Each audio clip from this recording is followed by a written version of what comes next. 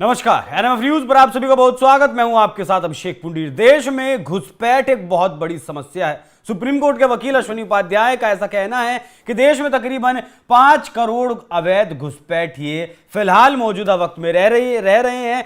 तो ये जो घुसपैठिए हैं आए कैसे, आखिरकार कर क्या रहे हैं, रह कहां रहे हैं, कौन पनाह दे रहा है, सब पर आज बात करेंगे। सिर्फ बात आज पॉलिटिकल नहीं करेंगे, आज बात दिल्ली की करेंगे, क्योंकि दिल्ली के एलजी की तरफ से आदेश दिया गया। जो घुसपैठिए हैं उन्हें ढूंढने का दिल्ली पुलिस वो काम भी कर रही है, आधार कार्ड वगैरह भी चेक कर रही है। लेकिन आज किसी पार्टी की बात नहीं करेंगे, आज बात करेंगे कि ये घुसपैठिए आखिर भारत के भीतर तक पहुंचे कैसे। चर्चा को विस्तार देने के लिए मेरे साथ मौजूद हैं दिल्ली हाईकोर्ट के वकील योगेश अग्रवाल। बहुत बहुत स्वागत सर आपका। ठीक है अभिषेक जी। दिल्ली पर मैं आऊं उससे पहले मैं आपसे जानना चाहूंगा कि ये जो अवैध घुसपैठिए हैं, जब बॉर्डर पर हमारी 3 लेयर सिक्योरिटी होती है तो फिर आते कैसे हैं, कहां से आते हैं? देखिए, इनका जो आने का रास्ता है वो ये पानी के रास्ते पहुंचते हैं, ऐसे वेसल्स हैं। क्योंकि अगर हम रोहिंग्या घुसपैठी की बात करें तो ये जो इनका जो रास्ता है वो म्यांमार से पहले बांग्लादेश पहुंचते हैं, और वहां से फिर ये बांग्लादेश से फिर ये आपको मालूम है फिर हमारे कौन सा स्टेट बांग्लादेश के पास पड़ता है, वहां पर ये एंट्री करते हैं इलीगल तरीके से, या फिर ये पूर्वी जो हमारे स्टेट है वहां से एंट्री करते हैं। और बॉर्डर्स की जब बात करी जाती है तो वहां से इनको इलीगल एंट्री मिलती है। वहां पर कहीं ना कहीं यहाँ पर करप्शन का भी कारण है इलीगल एंट्री मिलने के लिए, और कुछ ऐसे रास्ते हैं जिसके ऊपर अभी पूरे तरीके से सरकार ने काम नहीं किया। सर, साफ तौर पर अगर मैं कहूं तो राज्य कोई भी पड़ता हो सीमाई इलाकों में, लेकिन फोर्सेस तो सेंटर की ही वहां होती हैं। बीएसएफ वहां मौजूद होती है और तमाम सिक्योरिटी सब कुछ सेंटर की आर्मी ही होती है ना, वहां पुलिस तो नहीं होती है। नहीं, सेंटर की आर्मी जो है वो आर्मी कोई ऐसा नहीं है कि पूरे के पूरे बॉर्डर के ऊपर बैठी हुई है। कहीं ना कहीं वहां पर रहने वाले लोकल लोग उनको मदद करते हैं और इलीगल तरीके से उनकी एंट्री होती है। इसमें गलती किसी राज्य की तो नहीं है? फिर राज्य की गलती ये नहीं है कि इसके अंदर उनकी एंट्री इलीगल हो रही है, इसमें राज्य की गलती नहीं है। लेकिन इलीगल एंट्री होने के बाद उनको सुविधाएं मुहैया कराना, उनको बिजली पानी देना, उनको रहने के लिए जो सरकारी जमीन है उनके उस पर उनके कैंप बना देना, यहाँ पर राज्य का रोल शुरू होता है। क्योंकि यहाँ पर वोट बैंक की राजनीति शुरू होती है, वहां पर एक पर्टिकुलर समुदाय को ये हेल्प करा जा रहा है। अब देखिए, जब भी हम रोहिंग्या मुसलमानों की बात करते हैं तो ये बोला जाता है इंडिया के अंदर 40,000 के करीब रोहिंग्या मुसलमान है। अब ये तो आधिकारिक आंकड़े बोल रहे हैं 40,000, कितने पहुंच गए होंगे ये तो किसी को मालूम नहीं है।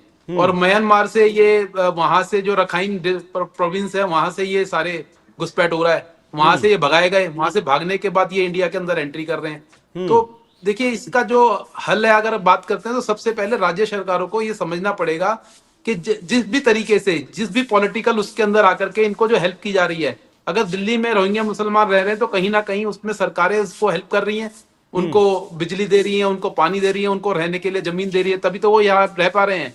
अब इस तरीके से शरणार्थियों को, और जब भी हम शरणार्थी की बात करते हैं तो यहाँ पर एक पर्टिकुलर समुदाय की बात क्यों होती है।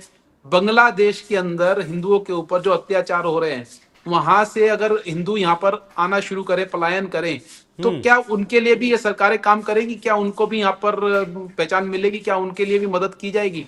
इतने जब ये पार्टीशन हुआ तो पाकिस्तान के अंदर जो जनसंख्या थी हिंदुओं की, वो एक अच्छी जनसंख्या थी जो बाद में एकदम से कम हो गई। या तो उनको कन्वर्ट कर दिया गया या उनको वहां से भगा दिया गया। बांग्लादेश के अंदर जो इस टाइम हो रहा है वो सबके सामने है, किस तरीके से हिंदुओं के ऊपर अत्याचार चल रहे हैं। अच्छा सर, आपने कहा कि राज्य में राज्य सरकारें जो हैं वो पालने पोसने का काम करती हैं, बिजली पानी मुहैया करवाती हैं, तो क्या केंद्र की आंखें नहीं खुलती हैं, पट्टी बन जाती है केंद्र की आंखों पर? जब वो लोग आते हैं, बस्तियां बसाते हैं, और रहते रहते किसी को 20 साल हो गए, किसी को 30 साल हो गए, किसी को 40 साल हो गए, किसी को 15 साल हो गए। बिल्कुल, ये रोहिंग्या मुसलमानों की बात करें तो 1980 से मेरे को लगता है ये यहाँ से वहां पर म्यांमार में जब ये सारा वहां पर हुआ था, आपको पता है जो डिस्प्यूट हुआ था वहां पर, वहां से ये शिफ्ट होने शुरू हुए थे। और आज देखो, इतने सालों के अंदर इन्होंने अपना एक वर्चस्व भी कायम कर लिया है। कहीं ना कहीं लोगों ने अपने बहुत सारे ऐसे लोग होंगे जिन्होंने आधिकारिक तौर पर अपने आधार कार्ड भी बनवा लिए होंगे, और अगर इनके आधार कार्ड बन रहे हैं या इनके वहां पर पहचान पत्र बन रहे हैं तो उसके अंदर लोकल लोगों का और लोकल पॉलिटिक्स का तो हाथ होगा ना। ऐसा तो नहीं हो सकता कि बिना लोकल पॉलिटिक्स के, लोकल पॉलिटिशियन के ये इस चीज को सक्सेसफुल कर लें। अगर ये अपने इंडिया के अंदर आकर के इंडिया के पहचान पत्र बना रहे हैं और इंडिया की नागरिकता का वो वो कर रहे हैं कि क्लेम कर रहे हैं कि हम तो यहाँ के नागरिक हैं, तो उसका तो आधार तो कहीं ना कहीं लोकल पॉलिटिक्स है। और केंद्र सरकार ने तो इसके ऊपर अपना नहीं सर, साफ लोकल पॉलिटिक्स तो है, लेकिन क्या अपनी कमियों को छिपाने के लिए केंद्र सरकार ये लोकल पॉलिटिक्स पर मुद्दों को डाइवर्ट नहीं कर रही है? क्या आपको ऐसा नहीं लगता? देखिए, देखिए केंद्र सरकार ने भी कोई आज तक नहीं, अगर केंद्र बात सरकार करें से मेरा मतलब सिर्फ बीजेपी से नहीं है। अगर आप ही की बात को मैं आगे बढ़ाऊं, 1980 के दौर से इनका आना शुरू हुआ तो कांग्रेस की सरकार थी 10-11 साल, बीजेपी की सरकार को भी हो गए। सभी सरकारों से मेरा मतलब है जो भी सेंटर में रहते हैं। देखिए, कोई भी सरकार जो आती है वो ये समझती है कि 130 करोड़ की जनसंख्या के अंदर ये 40,000 क्या कर लेंगे। लेकिन मैं आपको बता देता हूँ इनका जो बैकग्राउंड है रोहिंग्या मुसलमानों का, वो आपको पता होगा म्यांमार के अंदर इन्होंने किस तरीके से वहां के बुद्धिस्ट जो वहां की महिलाएं थे उनके इनके ऊपर रेप करने के आरोप थे वहां पर। और इनका जो पूरा रहन सहन है वो आज ये दिख रहा है। ये जिस जिस प्रवृत्ति के लोग हैं ये किसी भी टाइम अपना एकदम से रूप चेंज कर सकते हैं। अभी तो यहाँ पर आकर के दिखा रहे हैं कि ये बड़े ही मतलब शांत स्वभाव में यहाँ रहेंगे। देखिए, अभी तो इनको जमीन देने के लिए सरकारी जमीन पे रह रहे हैं, सरकारी बिजली इनको मिल रही है, सरकारी पानी इनको मिल रहा है, सरकारी खाना इनको मिल रहा है, तो यहाँ पर ये पल रहे हैं। लेकिन जरूरत क्या है इनको, अगर बांग्लादेश को, क्योंकि मैक्सिमम रोहिंग्या को जो शरणार्थी मिली है वो बांग्लादेश ने दी है। म्यांमार से सबसे पहले जो सबसे ज्यादा रोहिंग्या मुसलमान शिफ्ट होके आए म्यांमार से वो बांग्लादेश के अंदर रुके, तो बांग्लादेश उनको पाले अपने आप। उनको ही इंडिया की तरफ क्यों डाइवर्ट कर रहे हैं? और हिंदुओं के लिए उनके पास कोई भी वो नहीं है। और इस तरीके से यहाँ पर आते हैं तो ये बोला जाता है 130 करोड़ के अंदर अगर ये 40-50 हजार रोहिंग्या मुसलमान रह भी जाएंगे तो क्या फर्क पड़ जाएगा? फर्क पड़ता है। 3 करोड़ बहुत बांग्लादेश फर्क। में हिंदू हैं, उन्हें भी बुला लीजिए, क्या फर्क पड़ जाएगा? जी जी जी जी, मेरा यही पॉइंट है कि जो बांग्लादेश के अंदर 3 करोड़ जो हिंदू रह रहे हैं उनको बुला लीजिए, वो ज्यादा बेटर है इंडिया के अंदर अगर रहने के लिए बुलाना है तो। लेकिन उनको सरकारी स्कीमें मुहैया कराइए। तो ये जो पूरा का पूरा सिस्टम चल रहा है एक समुदाय को लेकर के, एक पर्टिकुलर चीज को लेकर के चल रहा है। जब भी हिंदुओं की बात आती है तो वहां पर पूरे वर्ल्ड के जो जितने भी बुद्धिजीवी हैं जो ये बात करते हैं कि ये 40,000 आ जाएंगे तो क्या फर्क पड़ जाएगा 130 करोड़ की जनसंख्या में, उनका मुंह बंद हो जाता है जब भी हम बात करते हैं हिंदुओं की। तो देखिए, ये तो आपको पता है पूरे विश्व के अंदर ये चीज चल रही है। और जब भी अब रोहिंग्या मुसलमानों की बात होती है, पीछे प्राइम मिनिस्टर मोदी जी ने भी जब विजिट करी थी म्यांमार में तो इसके ऊपर मुद्दा उठाया था जो रोहिंग्या मुसलमान है। अब ये किस तरीके से रोके जा सकते हैं, केंद्र सरकार को तो इसके ऊपर स्टेप लेना पड़ेगा। और अगर आज दिल्ली के एलजी ने इस तरह के आदेश पास करे हैं जिसके अंदर घुसपैठ को रोकने के लिए उन्होंने बोला है कि पहचान करो और घुसपैठियों को निकाला जाए, तो मैं इसके साथ बिल्कुल इस फैसले को स्वागत करता हूं। नहीं सर, और मैं इस मैं फैसले भी को उसी सवाल पर आ रहा था कि एलजी साहब ने जो आदेश दिया है पता कैसे करेंगे? क्योंकि अगर कोई आदमी 10 साल से यहाँ दिल्ली में रह रहा है, उसने आधार कार्ड बनवा लिया, वोटर आईडी बनवा लिया, तो पुलिस कैसे उसकी पड़ताल करेगी कि वो रोहिंग्या है या बांग्लादेशी है, क्या है क्या नहीं है? अभिषेक जी, पूरी चीजें पता करने के लिए बैकग्राउंड पता करा जाता है पर्सन का। अगर कोई पर्सन इंडिया की नागरिकता के लिए लेकर के रह रहा है, अगर आज मैं इंडिया के अंदर रह रहा हूं तो मेरा पूरा बैकग्राउंड है, मेरे माँ बाप का यहाँ पर सिस्टम है, उनके बाद हमारे दादा दादी के बारे में पता है, वो कहाँ से कौन से प्रांत से आए थे ये सबको मालूम है। तो अगर किसी पर्सन के बारे में पता लगाने की कोशिश की जाए कि वो घुसपैठी तो नहीं है, अगर किसी ने अपना नया पहचान पत्र बना लिया, नया आधार कार्ड बना लिया, तो उसकी पहचान की जा सकती है कहाँ से आया है, बैकग्राउंड क्या है उसका, किस गांव से गया है, किस प्रांत से है, इंडिया के किस हिस्से से वो यहाँ करके रहना शुरू करा है।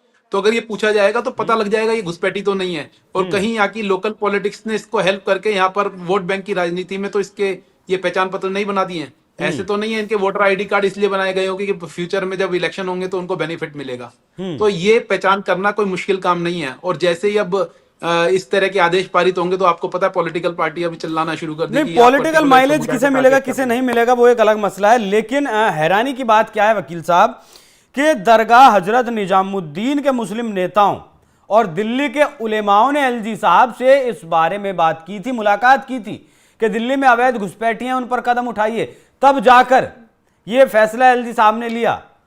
तो थोड़ा अटपटी लगती है बात आपको कि मुस्लिम नेताओं ने एलजी साहब से इस बात की मांग की?